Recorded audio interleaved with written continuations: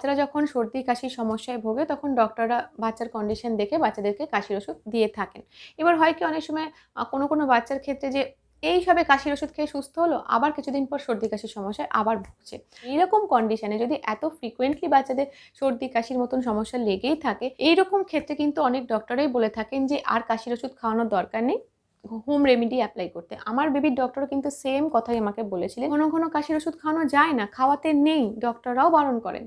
তখন আমরা কি করতে পারি? তখন কিন্তু আমরা খুব সহজে বাড়িতেই কাশির ওষুধের মতন কিছু বেসিক উপাদান দিয়ে ফটাফট করে কাশির সিরাপের মতনই ঘরেতে সিরাপ তৈরি করতে পারি, এবং সেটা বাচ্চাদের স্বাস্থ্যের জন্য কিন্তু ভালো, কারণ অনেক ওষুধের মধ্যে এমন অনেক কিছু মেশানো থাকে যেগুলো স্বাস্থ্যের পক্ষে ক্ষতিকর। এই ধরনের কাশির সিরাপে তো দোকানের কাশির ওষুধের মতন কোনো কিছু আলাদা করে মেশানো হয় না ভালো রাখার জন্য।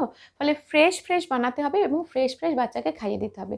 দিনের মধ্যে একবার বানাও এবং 24 ঘন্টার মধ্যে সেটা বাচ্চাকে খাইয়ে কমপ্লিট করে ফেলো। এবার বলি কিভাবে আমরা বাচ্চাকে এটা খাওয়াবো। তো দেখো, যতটা পরিমাণে তুমি বানাচ্ছ সেটাকে দিনের মধ্যে 4 থেকে 5 বার ভাগ করে বাচ্চাকে খাওয়াতে পারো।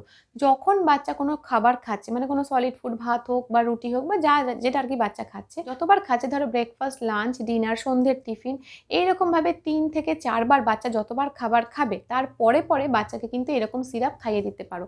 আর মনে রাখবে, যে কোনো কাশির সিরাপ, মানে এইরকম ঘরে তৈরি সিরাপ তো বটেই, এছাড়া অন্যান্য যে কোনো কাশির সিরাপ কিন্তু খাওয়ানোর পর আর জল খেতে নেই বা জল খাওয়াতে নেই বা অন্য কোনো কিছু আর খেতে নেই। অন্তত আধ ঘন্টা বাচ্চাকে আর কিচ্ছু খাওয়ানো চলবে না, এমনকি জলও না।